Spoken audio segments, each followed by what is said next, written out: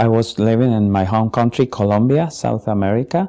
One day, 7 gunmen come into our house and tied us and take all our possessions. And that situation led us to move out of the country. That was in 1999. We were praying, asking God for direction the week before that happened. And for us, that was the answer of that prayer. We arrived here at Nashville in October 1999. I continued working for the same company and I started a new life here with my family, my kids. And I continued working for that company for about 7 years more here in Nashville, Tennessee. But then in the middle of my career, God just intervened and just led me to another direction, to be a pastor.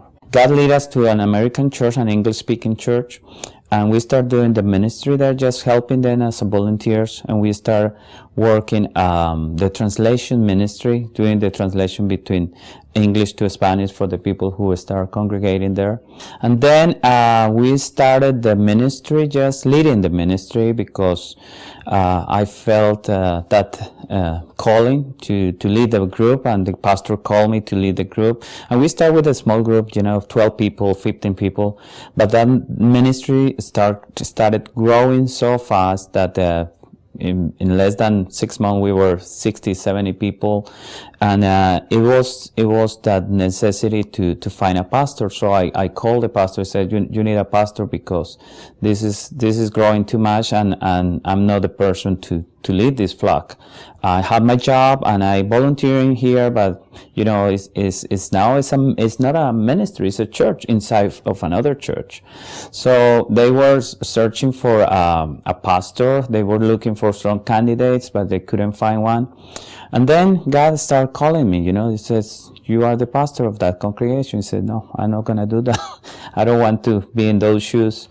But they continue calling me, and I asked the Lord for 3 signs. One, if my wife will follow me in this new direction, it will be one sign. Second, that the senior pastor will call me directly and not that I'm going to call him.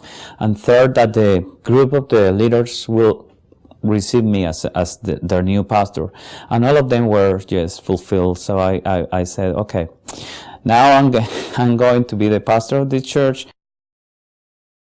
Finally, I went to see the building, and I got attached to the building for some reason. God just called me and said, this is the place that I have you to use. And we just signed an agreement for lease to own for 6 months. At that moment, we don't have any income, any resources. And the first challenge was to find credit. So I was looking for credit in different financial institutions. Nobody wanna give me any credit. When I was knocking doors, they said, how long are you in with your church? I said, 2 months. I said, good luck. You need 2 years of, records or something. So I was praying. They said, well, maybe this is gonna be it. But then a person that I met in 1999, I remember his words when I met him. He said, anytime that you need anything from me, call me. And I called him. He says, John, you told me when we met that if one day I need you, I should call you. So the time is now. Can you help? He said, what happened? He says, I tell this story. He said, okay, I'm going to send you one of my top representatives. And this lady came and heard this story, and she said, you know what? I don't like your building at all, but I love your story. I'm gonna help you. So she made all the paperwork, and we were able to get the credit. So she said, you have 6 months to find the 30% of the down payment. So meanwhile, I continue working in the company, and the international company. And 2 years before, I was asking for a promotion. So in August of that year, 2 months after I planted the church, he called me. He said, okay, your promotion is here. You got a new position, new benefit. Everything is going to be new for you. But then he said these words, you have to move to Miami. He said, I cannot move to Miami. He says, yeah, you have to. So I pray, and I talk with my wife again. He says, are you with me with this?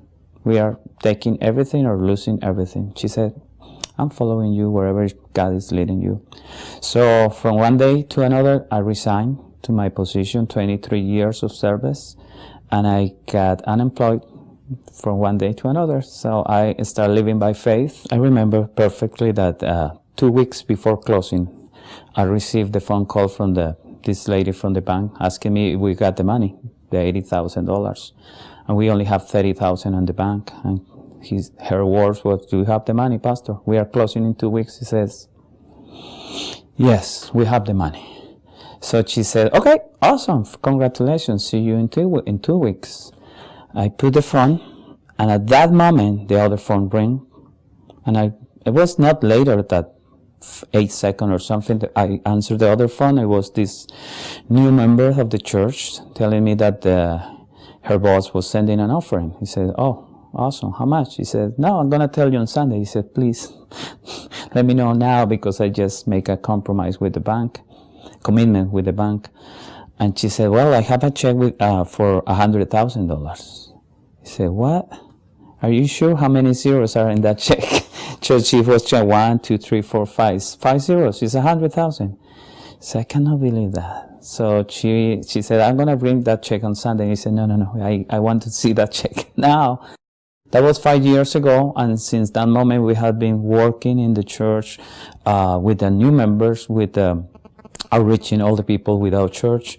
Many of our people are just non-believers, never went to a church before, never read the Bible before. We have now 19 countries represented in our church, people from all over Latin America. The church has been, coming together for us as a family. Now we have a solid church. We are about 300 people now, 120 children, 180 adults. And we were in this process of growing that we just outgrow the building. And we were just thinking and dreaming what to do next. And then God listening again to my prayers and sent me some help. The flood. My heart was broken because it was 5 years of work, many hours, many dollars invested in that building in 2 hours. Everything was flushed away. The playground that we were paying and we were trying to get for our children was flooding, and the water was just taking the playground and the swing sets. I said, that could not happen. This is not happening. So I was thinking that it was a dream or a nightmare that I was living that day. But that time I realized I'm not God. I'm not going to stop the water. So what am I doing here? Is his building, is his church. If he want to destroy it, I'm going to accept it. I'm going to praise his name. And my very last words were God give and God take it away. And at the beginning, of course, it was hard to understand why. But then it's when you have to stop asking why and start saying, this is happening because God is coming with better things for us. And now we are moving 180 miles per hour in this project. We are moving so fast. People have been coming around us and helping us with prayer, with support, with love, with water, with food, with money. It's amazing. It's something that is pouring and pouring blessings. And believe it or not, every ministry that has been there have been growing to a better location and a better place and a growing place. And now it's our turn, and we are experimenting the same situation. My name is Pastor German Castro, and I am second.